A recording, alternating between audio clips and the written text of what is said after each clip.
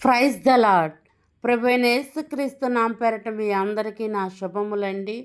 ఈరోజు బైబిల్ స్టడీలో మనం నేర్చుకోబోతున్న అధ్యాయము కీర్తనలు 128 అధ్యాయము మనము ఇప్పుడు చదువుకుందాం. యెహోవా యందు భయభక్తులు కలిగి ఆయన త్రోవల యందు నడుచువారు అందరూ ధన్యులు. నిశ్చయముగా నీవు నీ చేతి కష్టార్జితము ననుభవించెదవు. నీవు ధన్యుడవు, నీకు మేలు కలుగును. నీ లోగిట నీ భార్య ఫలించు ద్రాక్షవల్లి వలె నుండును.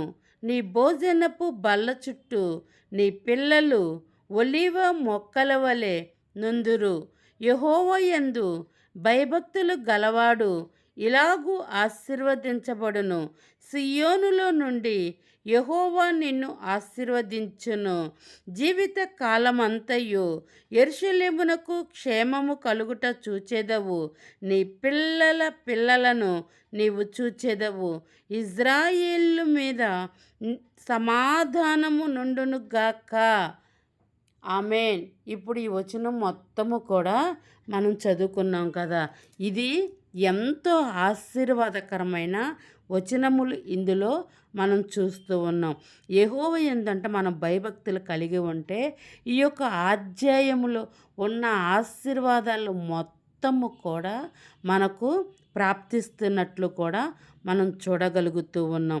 ఎందుకంటే ఆయన యందు భయభక్తులు కలిగి ఉండటం అంట, ఆయన త్రోవల యందు నడుచువారందరూ కూడా ధన్యులంట.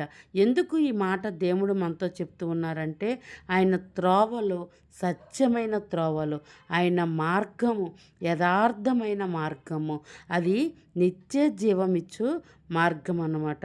ఆ మార్గములో ఆ త్రోవలు నడుచు వారందరూ కూడా ధన్యులు అని ఇక్కడ దేవుని వాక్యం తెలియచేస్తుంది. నిశ్చయముగా నీవు నీ చేతి కష్టార్జితమును అనుభవించేదవు. నీవు ధన్యుడవు, నీకు మేలు కలుగును అని కూడా ఇక్కడ వచనములు రాయబడి ఉన్నాయి. మనం ఈ రోజున కష్టపడాలంటే మనకు శక్తి, బలము, ఆరోగ్యము, ఆయుష్ ఇచ్చువాడు దేవుడే అన్నమాట. ఈ రోజున మనం సుఖంగా ఈ భూమి మీద ఉంటున్నామంటే అది ఆయన కృపే, ఆయన దయే, ఆయన కరుణ బట్టే మనం ఇక్కడ ఉచితంగా ఆయన యొక్క ప్రేమను మనం పొందుకొని సజీవుల లెక్క మనం ఉండి ఉన్నామంటే అది ఆయన దయ అయ్యి ఉన్నదన్నమాట. ఆ వచనములే ఇక్కడ పలుకుతూ ఉన్నాయి అన్నమాట. నీవు ధన్యుడవు, నీకు మేలు కలుగును. అంతేకాకుండా నీ లోగిట నీ భార్య ఫలించు ద్రాక్షవల్లి వలె నుండునంట. అంటే ఈ రోజున ఎన్నో కుటుంబాలు విచ్ఛిన్నమైపోవటం మనం చూస్తూ ఉన్నాం. అదే దేవుని యందు భయభక్తులు కలిగి ఆయన పరిశుద్ధాత్మతో నింపబడి మన యొక్క వివాహములు జరిగినప్పుడు మనమంట ఆయనలో ఫలించు చెట్టు వలె మనం ఉంటామంట. వారు భార్యాభర్తలు కూడా వారు ఇద్దరు కాదు కానీ వారు ఏక శరీరులు అని వాక్యము సెలవిస్తూ ఉంది. అదే ఇక్కడ ఈ వచనములో ఉంటూ ఉన్నాం. ద్రాక్షవల్లి నుండునట్లు ఆయన భోజనపు బల్ల చుట్టూ నీ పిల్లలు ఒలీవ మొక్కల వలె నుందురు. ఒలీవ మొక్కలంటే ఇజ్రాయేల్ దేశంలో ఎంతో శ్రేష్టమైనవి. ఆ యొక్క ఒలీవల నూనె కూడా ప్రసిద్ధమైనది అన్నమాట. అందుకని ఆ మొక్కతో దేవుడు పోల్చి ఉన్నాడు. ప్రతి ఒక్క మొక్క ఒక్కొక్క మనిషికి సాదృశ్యముగా ఇది ఉండి ఉందన్నమాట. అర్థమైందా పిల్లలు? ఎందుకంటే మనం ఎప్పుడైతే దేవుని యందు భయభక్తులు కలిగి ఉంటామో ప్రతి చెడుతనమును కూడా మనం విసర్జిస్తామన్నమాట. ఆ యొక్క వచనములు మనం చూస్తూ ఉన్నాం. అంతేకాకుండా మన పిల్లలు ఆశీర్వదించబడితే ఏ తల్లిదండ్రులకైనా అంతకంటే ఇంకా గొప్ప భాగ్యము మరొకటి ఉండదు కదా. సియోనుల నుండి యెహోవా నిన్ను ఆశీర్వదించును.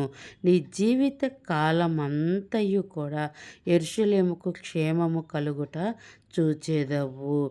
మన యొక్క బ్రతుకు దినములన్నీ కూడా దేవుడితో ఉన్నప్పుడు ఆ యొక్క సంతోషము ఉంటాయి. అంటే కష్టాలు రావా అని కాదు, కష్టకాలంలో కూడా దేవుడు మన పితరులకు ఏ విధముగా పగటి మేఘస్తంభముగా రాత్రి అగ్నిస్తంభముగా ఆయన తోడై ఉన్నాడో అట్టి విధముగా మాత్రం ఆయన మనకి తోడుగా ఉంటాడంట.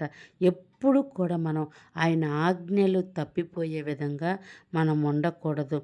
అంతేకాకుండా మనకు ఆయుష్ ఇవ్వాలన్న దేవుడే అన్నట్టు ఇక్కడ వచనములో మనం చూస్తూ ఉన్నాం. నీ జీవిత కాలమంతయు కూడా యెరూషలేము క్షేమం కలుగుట చూచేదవు అంట. నీ పిల్లలను నీవు చూచేదవు. ఈ రోజున ఎంతోమంది వారి యొక్క మనవల సంతానం చూడకుండా వారు నిద్రిస్తూ ఉన్నారు. వారి పాపమే వారిని పట్టుకుంటుందన్నమాట. అందుకని పిల్లలు, మనం చేసిన ప్రతి పాపముని దేవుని ఎదుట ఒప్పుకొని ఆయన కృప కొరకు మనం వేడుకుంటూ, ఆయన కరుణ కొరకు మనం వేడుకుంటూ ప్రతి పాపములు దేవుడు క్షమించులాగున మనం చూడాలన్నమాట. అప్పుడు నీకు దీర్ఘాయుషునిస్తాను, నిన్ను ముదిమి వచ్చు వరకు నిన్ను ఎత్తుకొని వాడుని నేనే అన్న వాక్యము మన పట్ల అది నెరవేరిద్దనమాట.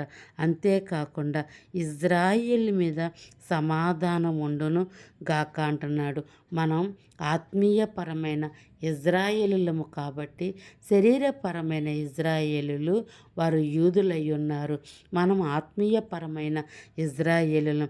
అందుకని మనకు దేవుడు ఎల్లప్పుడూ కూడా సమాధానము కలుగును గాక అంటున్నాడు. ఈ వచనాలు ఎంత వినసొంపుగా దేవుడు మన కొరకు ఉంచి ఉన్నాడు. దానిలోని భావం మీరు గ్రహించారా? ఎందుకంటే ఈ యొక్క అధ్యాయం మొత్తము కూడా ఆశీర్వాదముతో నింపబడి ఉన్నదన్నమాట. దేవుని యందు భయభక్తులు కలిగిన కుటుంబం ఏ విధముగా ఆశీర్వదించబడిద్దో ఈ యొక్క అధ్యాయములో మనం చూడగలుగుతున్నాం. అర్థమైందా పిల్లలు?